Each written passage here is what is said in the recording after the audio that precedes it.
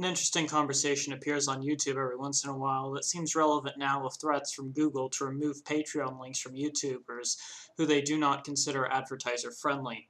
This controversy is harshly affecting political channels, which at one point, even a few thousand subscribers could allow you to survive on just a part-time job if you made enough videos.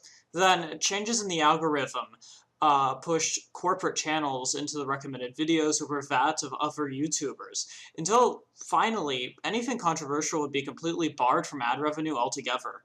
However, this led to a strong shift of YouTubers viewing e-begging as greedy to the only reliable way said content producers could make revenue. To have a shift where Patreon cannot even be linked in one's YouTube channel unless they're in good standing with YouTube is not simply removing ad revenue, but removing freedom of certain forms of speech, i.e. to link a video. Granted, this could easily be solved by using a URL shortener and posting an image of it for someone to type themselves. But the convenience of hyperlinks over manual typing, even with a URL shortener, will already inevitably lead to a decline in revenue, which is often necessary to find the time to make these videos available at such frequency. But why exactly is this a problem? I don't mean so much as an issue of being upset or wishing to protest said move, but why is this being seen as a suppression of free speech? Most countries that guarantee freedom of speech only grant that as a freedom from the government, not from other individuals. If I were to invite someone in my house and they started ranting about politics when I wanted them to shut up, few would deny that I should be allowed to kick them out. After all, it is my property. What makes the property of Google's hard drives, which store the data to host YouTube videos, so different? Before my old YouTube channel was taken down, I never backed up my videos. This is because my videos took up digital space, and my small hard drive at the time was often near full. Therefore, I instead kept my YouTube videos on Google servers for them to have the space taken up instead. Digital spaces on a large scale requires physical space in order to store. By creating content to upload to YouTube, my speech is stored on their property, much as someone who makes a political rant in my home takes up space on mine. If political content isn't friendly to the people who pay money for you to afford to host these videos, surely the best solution would be to remove them. Under capitalism, there is only government and private property. No distinction is made between the private and personal property, as under a socialist point of view one would make.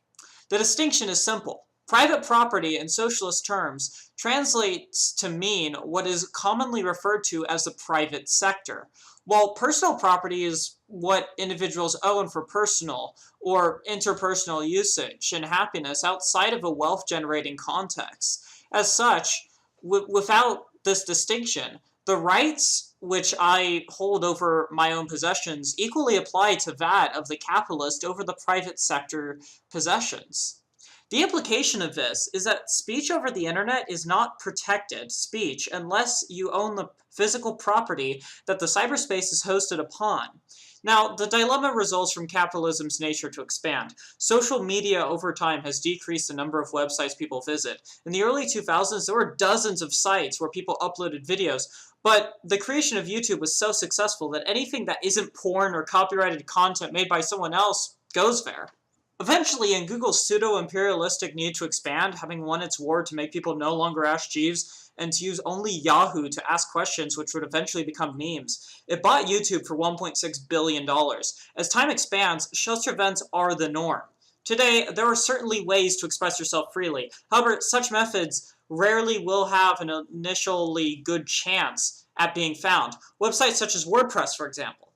Instead, if you want to express yourself, it's easiest to find an audience on a website such as YouTube, the second most visited website on the net, behind its owner's Google's famous search engine. Due to how humans congregate, most of us will trend towards the same websites. If we want to upload videos, we go to YouTube. If we want to find links to articles and discuss them in a forum, there's Reddit. Twitter and Tumblr share a semi-serious way to interact with strangers. Facebook is where friends interact with people they otherwise would have forgotten existed from their past. we read our favorite gay slash fiction with Star Trek characters on fanfiction.net, or if we're honest for ourselves, Literotica. And for everything else, there's 4chan and 8chan. Over time, criticism of these platforms are made, and alternatives are created. Google Plus ultimately failed because it was hard to create a platform that could draw people from a service with so much more power. YouTube alternatives rarely take off, even if they are better designed. Quality isn't the only factor, but the name itself, the brand, and the money drives our options. Few people who criticize these platforms for censoring them leave. More often than not, even if one's account is banned, it's preferable to make a new account rather than move to a new website. Free speech isn't just about the ability to say something. Even in the countries with the strictest censorship, you can easily get away with saying anything if no one can hear you. Instead, it's about the freedom to not be persecuted when using a platform where others can hear. Of course, we are free to expand to new platforms if we can create the will.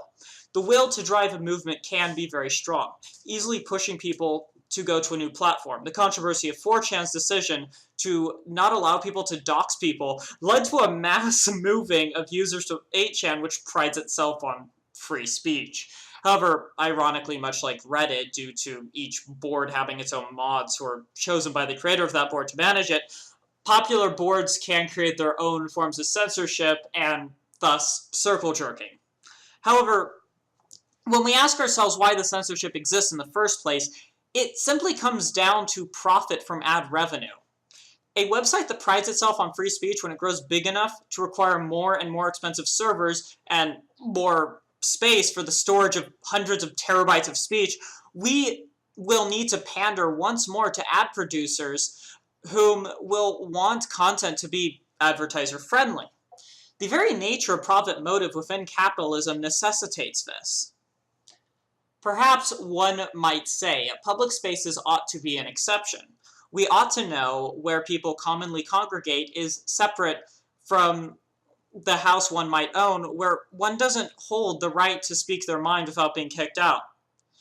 That where people, in order to do something so crucial to our system, for example, to speak and affect our world, ought to be ours and not in these private hands.